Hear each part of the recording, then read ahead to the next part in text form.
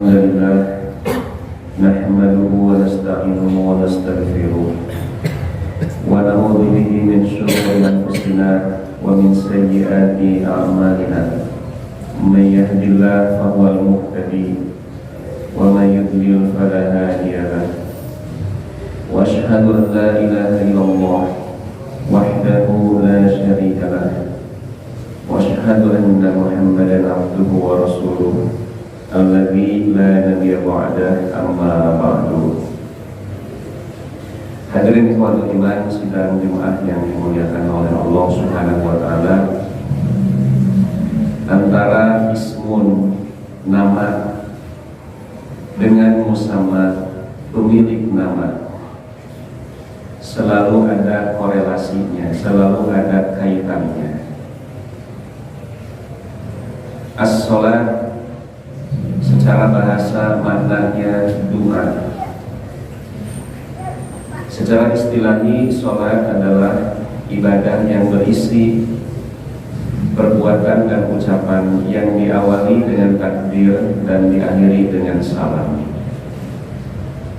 Kenapa sholat disebut as-sholat yang berarti doa? Karena sholat itu dari awal sampai akhir isinya adalah doa. Perkataan zakat secara bahasa memiliki dua makna. Makna bahasa yang pertama untuk zakat berarti tumbuh, berkembang, bertambah banyak. Sedangkan makna bahasa kedua untuk zakat adalah at-tathhir, suci, bersih.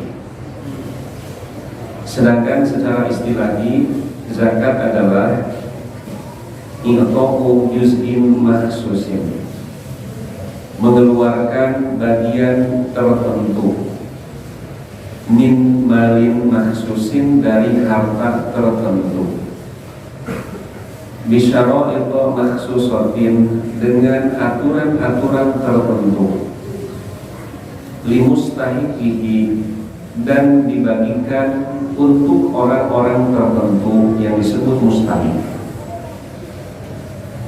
I'ta'u juz'in mahsusin, zakat adalah mengeluarkan bagian tertentu yang disebut persentase. Paling sedikit 2,5% seperti perdagangan. Ada yang 5 atau 10% seperti pertanian, tergantung cara pengairan. Yang paling besar 20% untuk barang temuan yang disebut rikas. Min malin mahsusin, dari harta tertentu. Karena zakat itu serba tertentu, itemnya hanya ada 8. Pertama, zakat perdagangan. Kedua, perhiasan. Ketiga, simpanan. Keempat, pertanian. Kelima, hasil ternak. Keenam, hasil tambang. Ketujuh, barang temuan. Dan kedelapan, zakat fitrah. Dan nanti lebih terperinci lagi, barang-barangnya pun serba tertentu. Perhiasan misalkan, perhiasan yang wajib dizakati hanya 2 macam saja, yaitu emas dan perak. Mutiara, diamond atau berlian, walaupun dari sisi harga lebih mahal dari emas, tidak ada kewajiban zakat. Hewan yang diternakan hanya 3, kambing atau domba, sapi atau yang sejenis seperti kerbau, dan unta. Harga kuda lebih mahal daripada sapi, bahkan daripada unta. Tetapi kalau ada orang ternak kuda, tidak dikenai kewajiban zakat peternakan. Yang ketiga, bisyara'ita mahsusatin, dengan aturan-aturan tertentu yang disebut nisab dan haul. Nisab adalah batas minimal jumlah harta yang dikenai kewajiban zakat. Haul adalah waktu minimal jatuh tempo kewajiban zakat. Ada zakat yang padanya terdapat nisab dan haul, seperti zakat simpanan. Apabila menyimpan emas, baru dikenai kewajiban zakatnya Kalau emas yang disimpan itu sudah berumur 1 tahun menurut sistem penanggalan Hijriah, dan baru dikenai kewajiban zakatnya kalau emas simpanan itu sudah mencapai berat minimal 90 gram. Tetapi ada juga zakat yang tanpa ada nisab dan tanpa tahaul, seperti zakat perdagangan. Berapapun kita belanja, maka dikali 2,5%, itulah kewajiban zakatnya. Nah, hadirin ikhwan iman, yang keempat, 5 mustahiki, dan zakat ini peruntukannya bagi orang-orang tertentu yang disebut mustahik, sebagaimana tercantum di dalam surat At-Taubah ayat 60. Ada 8 macam atau 8 asnaf. Yang pertama fakir. Yang disebut fakir adalah orang yang sama sekali tidak punya pekerjaan, otomatis tidak punya penghasilan. Pensiunan tidak termasuk dalam kategori ini.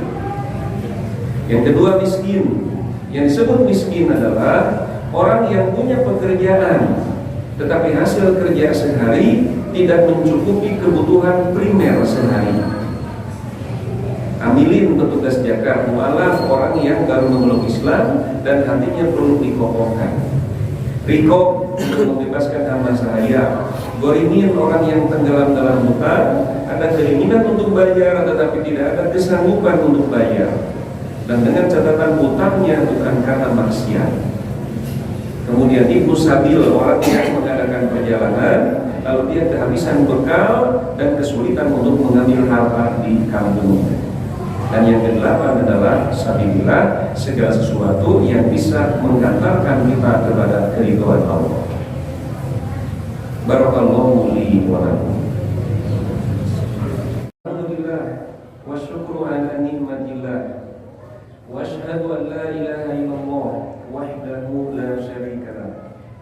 Wa asyhadu anna Muhammadan abduhu wa rasuluh alladzi la nabiyya ba'dahu, amma ba'du. Kenapa rukun Islam yang ketiga disebut zakat?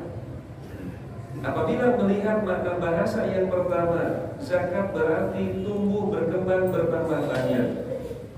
Karena dengan mengeluarkan zakat, harta kita tidak berkurang. Seperti yang disabdakan oleh Nabi, "Ma'naqasat malun min shadaqatin." Harta tidak akan berkurang karena dikeluarkan sebagai zakat, karena disedekahkan atau karena diinfakkan. Kalau kita melihat standar pahala dalam Islam, satu kebaikan akan dilipatkan, akan menjadi 10 kali lipat. Ketika kita mengeluarkan zakat 1.000 rupiah umpamanya, maka pahalanya minimal 10 kali lipat. Secara nominal duniawi harta kita berkurang 1.000 rupiah, tetapi secara nominal ukhrawi harta kita bertambah. Dan zakat dinamai zakat menurut makna bahasa yang kedua, yang berarti suci dan bersih. Karena dengan zakat harta kita akan bersih, jiwa kita juga akan suci. Suci dari apa? Suci dari semangat mengambil yang bukan haknya. Karena orang yang rajin zakat, infak, sedekah, secara otomatis tidak akan ada semangat untuk mencuri pada diri orang itu. Boro-boro maling nu batur, menang capek, menang kesang sorangan oke, dibikeun kapan. Sebaliknya, seorang pencuri, maling, bangsat, koruptor tidak akan ada semangat untuk sedekah. Boro-boro mere, panu batur oke di bawah. Hadirin ikhwan iman. Di zaman Nabi Musa alaihissalam, ada orang yang kaya raya, sangat sukses, sampai Nabi menggambarkan kunci gudangnya saja baru bisa diangkut oleh 2 ekor unta, namanya Korun. Dia diminta zakat oleh Nabi Musa alaihissalam 2,5%, tapi dia menolak untuk memberikannya dengan mengatakan, aku kaya karena hasil kerja keras aku sendiri. Akhirnya semuanya diambil oleh Allah dan dia tidak bisa berbuat apa-apa. Nabi Shallallahu Alaihi Wasallam menganalogikan zakat itu seperti kotoran manusia, dan sifat kotoran itu wajib dikeluarkan, mesti dikeluarkan, harus dikeluarkan. Apabila ditahan dan jalur atau saluran yang pokok tidak bisa menjadi jalan keluar, maka kotoran itu akan mencari jalan keluar yang lain. Demikian pula zakat. Tidak jarang orang yang menahan-nahan kewajiban zakatnya, lalu kalau memberinya musibah, maka dia keluar uang lebih banyak daripada nominal yang mesti dikeluarkan sebagai zakat. Oleh karena itu, mari kita berintrospeksi diri. Jangan sampai ada kotoran yang semestinya dikeluarkan pada diri kita, lalu kita menahannya. Demikian yang dapat saya sampaikan. Aku qauli hadza wa astaghfirullah li wa lakum.